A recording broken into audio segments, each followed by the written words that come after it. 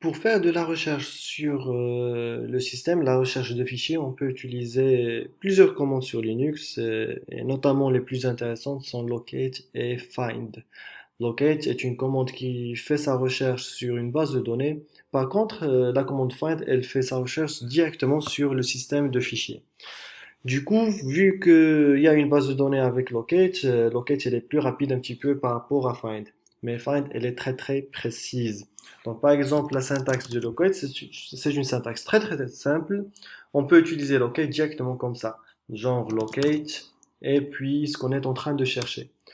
Malheureusement avec Locate, qui manque de précision, on aura un résultat bizarre. Il n'y a pas, par exemple, au niveau de cette ligne. Ça, c'est un chemin d'accès vers un fichier qui ne s'appelle pas test. Test, c'est juste un terme qui se trouve dans le nom de ce fichier-là. Ça, c'est à cause de la base de données. La base de données, elle contient les chemins d'accès vers tous les fichiers de mon système. Et si le mot-clé que je suis en train de chercher se trouve dans ce chemin d'accès, eh ben, il sera affiché comme résultat. Find, elle fait pas ça. Find, elle recherche avec une précision qu'on va voir par la suite. Sinon, si le fichier est un petit peu récent. Genre, je crée un fichier qui s'appelle QWERTY. Je cherche ce fichier avec la commande locate. Il trouve un QWERTY.ktb, un autre .kti, mais il ne trouve pas le QWERTY qui se trouve dans mon répertoire courant. Pourquoi ça? Parce que tout simplement, comme je vous ai dit tout à l'heure, Locate, elle fait la recherche sur une base de données. Cette base de données, elle doit être mise à jour pour chercher les fichiers récents, les fichiers qu'on vient de créer. Pour les mettre à jour, pour la mettre à jour, cette base de données, on utilise la commande update db. Bien sûr, cette commande, c'est une commande système. Il faut l'exécuter en tant que root. Voilà, ça a tardé un petit peu, mais c'est pas grave. Maintenant, si je cherche ce fichier avec la commande locate, je trouve mon fichier un petit peu récent. Si on avait fait la recherche avec la commande find, find elle a une syntaxe un petit peu complexe par rapport à locate. Find, on commence par lui indiquer un chemin sur lequel on va faire la recherche. Par la suite, des options qui permettent de faire des précisions impressionnantes à propos de ce qu'on est en train de chercher.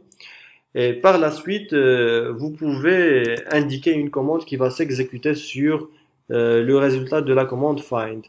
Cette partie-là, elle est optionnelle. On peut ne pas en avoir besoin si on ne veut que faire de la recherche. Sinon, pour utiliser cette commande-là, je vous montre un petit peu comment on peut faire ça. Donc, on indique le chemin de la recherche. Si on n'avait pas fait ça, elle va faire la recherche sur le répertoire courant. Par la suite, on indique le nom de ce qu'on est en train de chercher. Par exemple, je cherche le fichier password. Donc déjà, s'il y a un répertoire qui s'appelle password, avec locate, ça allait être affiché. Sinon, si je veux préciser à find que ce que je suis en train de chercher est un fichier et pas un répertoire, je peux utiliser le type avec la valeur f. Avec la valeur d, ça allait afficher les directories, c'est-à-dire les répertoires, et avec la valeur l, ça n'allait afficher que les liens symboliques. Donc, et là, je peux appuyer Entrée. Voilà, ça m'affiche un fichier qui s'appelle password qui se trouve ici. Pour le reste, il me dit permission denied, c'est pas grave, c'est juste qu'il y a des répertoires sur lesquels l'utilisateur Alilo n'a pas le droit de faire de la recherche. Sinon, encore pour le fichier de tout à l'heure, QWERTY que je viens de créer, je vais pas mettre de chemin d'accès vu que je veux faire la recherche sur mon répertoire courant. Bien sûr, si j'ai carrément oublié où se trouve le fichier, je peux mettre un slash, ça va faire la recherche sur le système en entier. Sinon, mon fichier, il s'appelle QWERTY et il est d'un type fichier. Et voilà, point slash QWERTY, il se trouve sur mon répertoire courant. Alors, je ne sais pas si j'ai des fichiers qui ont une taille parce que parmi les options intéressantes, on peut préciser la taille du fichier qu'on est en train de chercher. Genre find, je veux faire la recherche sur mon répertoire courant. Size, par exemple, je vais mettre 2273. Ça, c'est en octet, je pense, alors qu'il faut faire la recherche sur... alors là, c'est précisé en octet. et que là, il faut faire la recherche en précisant le kilo-octet. Donc, je vais mettre 2. Et si je ne suis pas sûr de la taille exacte du fichier que je suis en train de chercher, je peux mettre le plus pour dire que ce fichier il est d'une taille supérieure à 2 kilooctets. Sinon, s'il est inférieur à 2 kilooctets, j'aurais pu mettre un moins. Donc avec un moins, il m'affiche seulement les fichiers qui ont une taille inférieure à 2 kilooctets. Sinon, bien sûr, j'aurais pu faire plus de précision. Genre, le nom, il s'appelle lien quelque chose. Mais si le nom n'avait pas de joker, j'aurais pu y mettre le nom tout court. Mais dès que ça contient un joker, je dois mettre le nom entre guillemets. Et voilà, il m'affiche ce fichier-là parce qu'il a une taille inférieure à 2.